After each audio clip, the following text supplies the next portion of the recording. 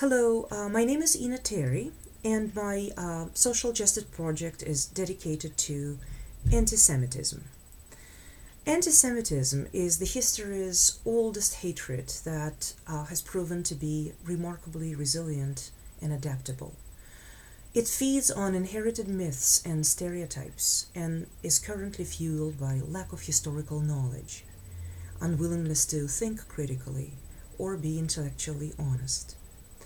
A lot of Canadians believe that anti Semitism is long gone because Hitler is no longer alive. I chose to address anti Semitism because it is very rarely or almost never discussed. People don't feel comfortable talking about this topic.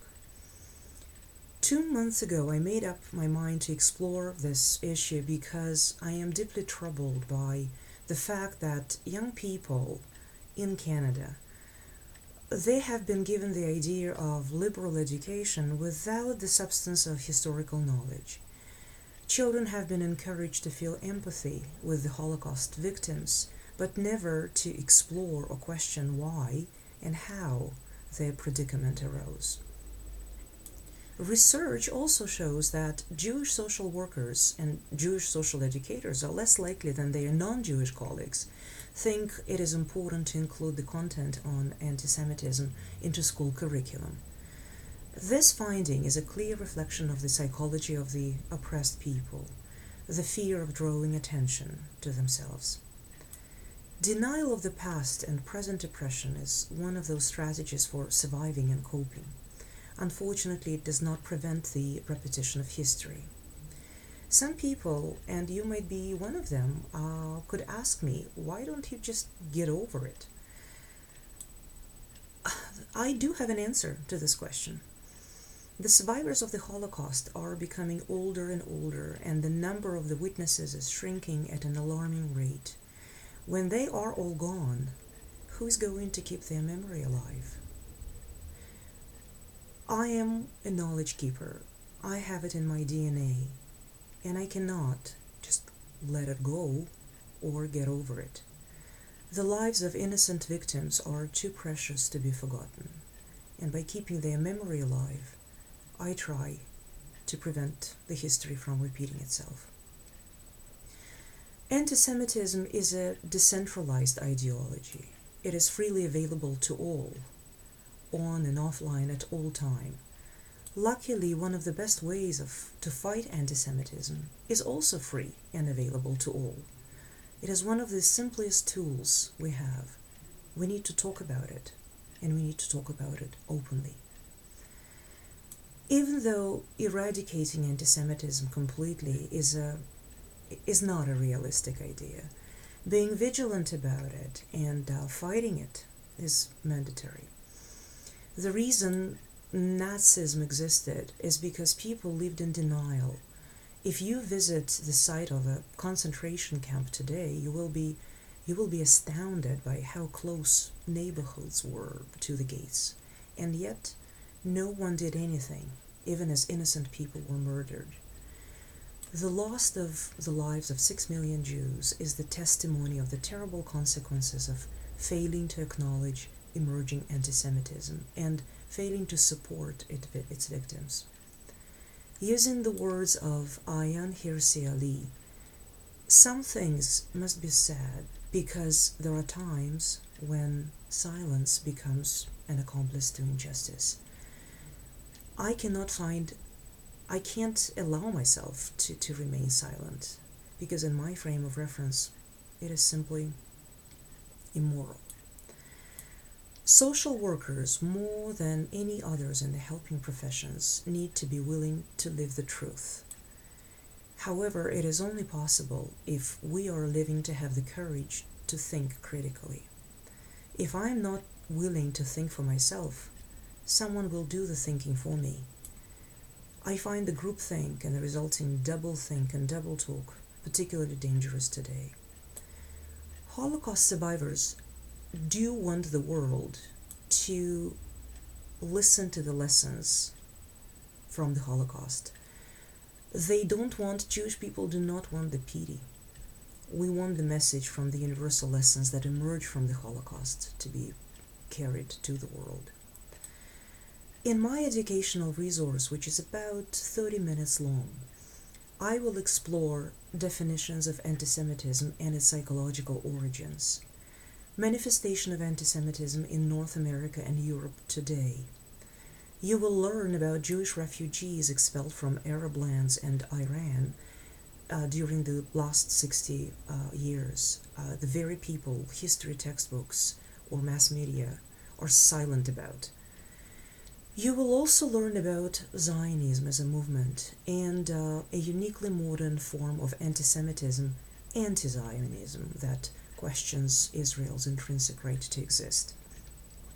In my project, I will examine anti-Semitism on North American campuses and explain its danger. This subtopic has a special meaning to me because campuses are in some way microcosms of what is going on in the larger society.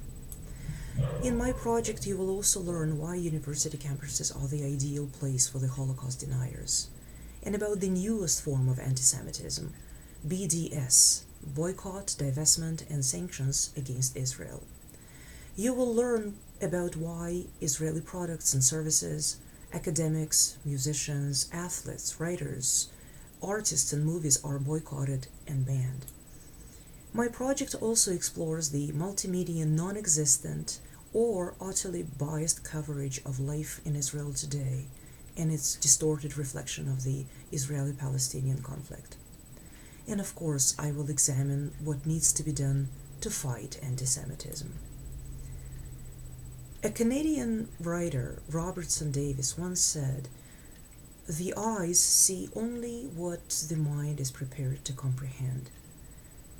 Conspiracy theories are easier to believe than grappling with the complexity of reality. The very act of seeing is of tremendous importance because it could challenge what we know or rely on. It is our responsibility to see what is there in front of our eyes. That is why it is crucial to make sure that the process of personal and professional evolution is never a complete, done deal affair.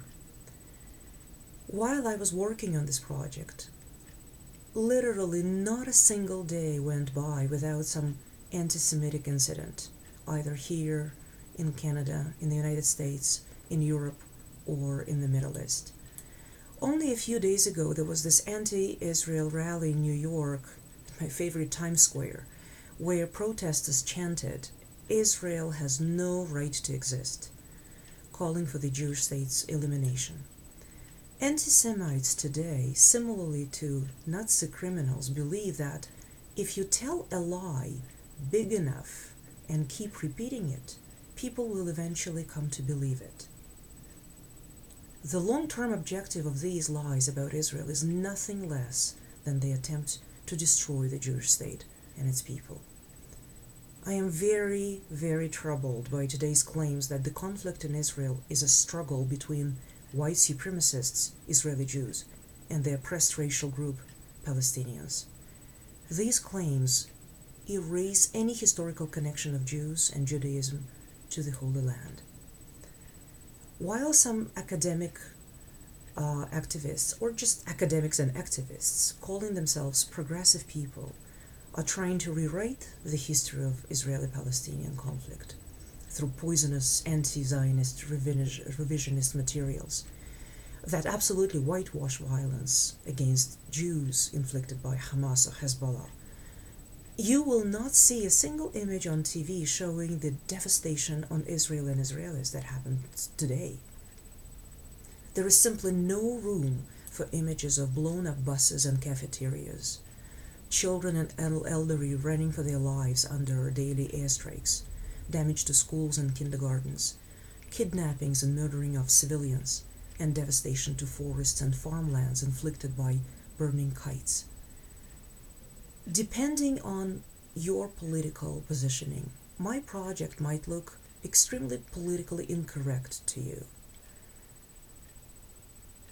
Being born and raised in a totalitarian country, I believe that free speech is an absolute bedrock of a free, democratic society, which I believe Canada is.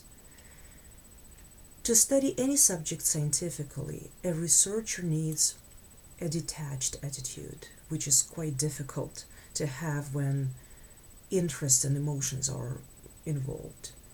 Even though Israel is my second home country, in my presentation, in my educational resource, I relied on facts and facts only. My project is for the reasonable, willing to learn, and intellectually honest people.